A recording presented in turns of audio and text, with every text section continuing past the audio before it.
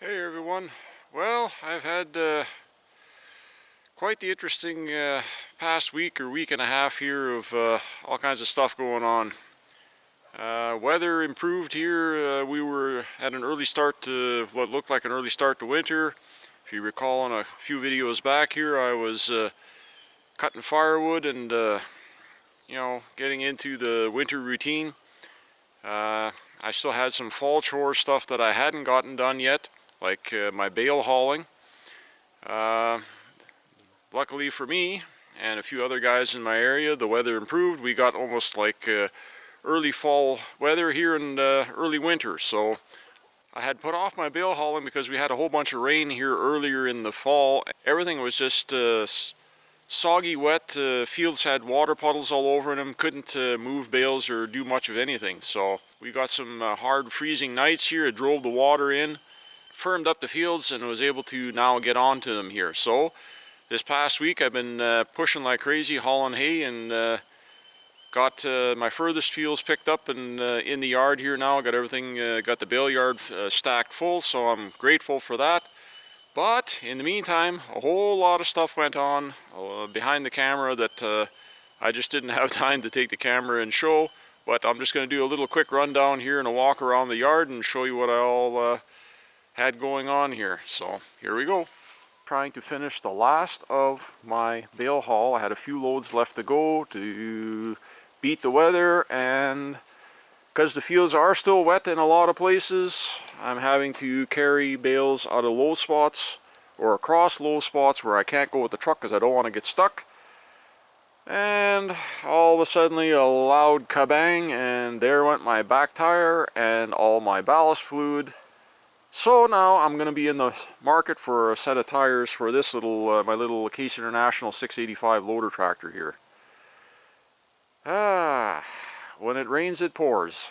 So I had to limp this thing onto the trailer, load it up, haul it home, dump it off here, and then head over to my brother's place and borrow one of his loader tractors, load it on the trailer, back to the field, finished loading the bales that I needed to haul. I had 3 loads left to go, plus a few here on the front of the trailer.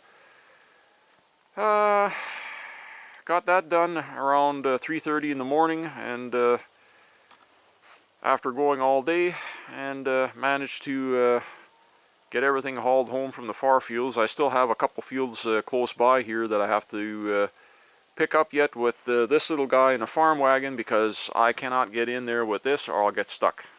So sooner rather than later I gotta find some tires. The other one isn't much better than this one. I did know that this was coming. They had the outer casing, they were getting badly cracked on them, but if I wouldn't have been carrying so many bales with the rear 3-point hitch, and I made a lot of miles bunching bales this fall, so that's only no small wonder at old dry rotted tires. It was about to it was going to happen sooner rather than later, and it did. It caught me down to the last few loads that I had to haul home, and that's when it let go. So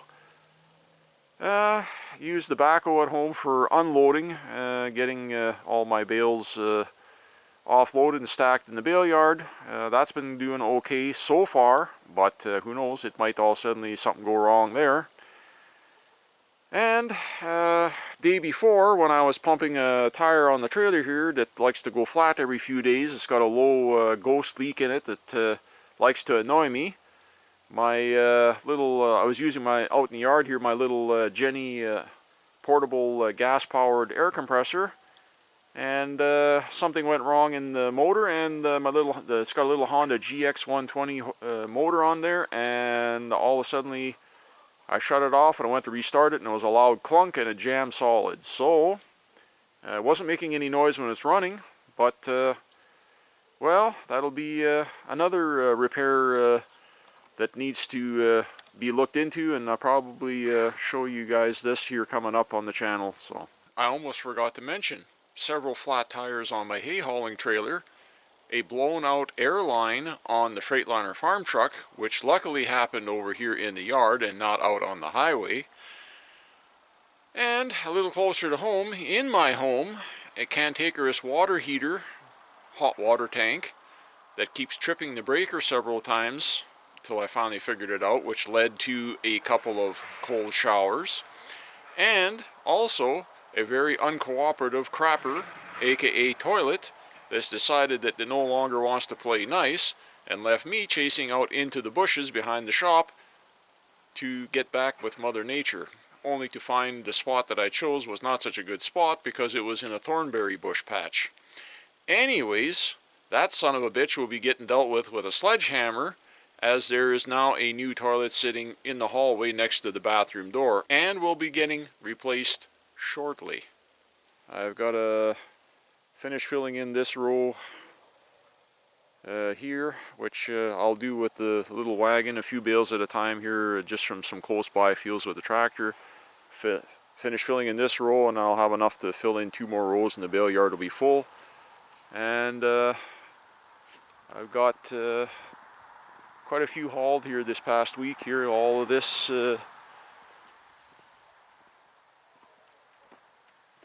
got home here, so moved a fair bit of hay in a short amount of time. So yeah, I've been busy.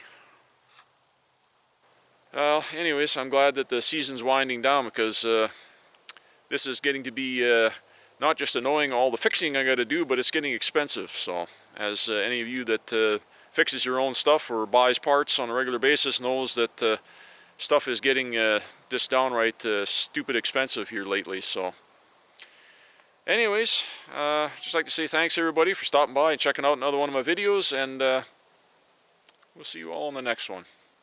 First thing that I started having problems with here is not really related to the hay, but when this all started, or my problems, I guess you could say, is my little grocery getter SUV here, little Dodge Journey. What started out a few weeks ago is a little annoying squeak in the front end. I thought it was just a simple brake job that was needing doing, and I pulled the front wheels off. Brake pads were still actually in decent shape, but they were half worn, so I figured, well, might as well go ahead and put a new set of brake pads on. So went ahead and put a new set of brake pads on. Did it solve the problem? Nope. Still had a weird squeaking, and which quickly progressed into a squawking noise. Called a couple of friends that I know that are mechanics, that one runs his own repair business, his own shop. He said, yeah, it's probably your lower control arm bushings are gone, and you're going to have to swap out your front control arm. So I brought it back in the shop, pulled the wheels off again, put a pry bar under, and sure enough, the front rubber bushings are all stressed, worn, and torn.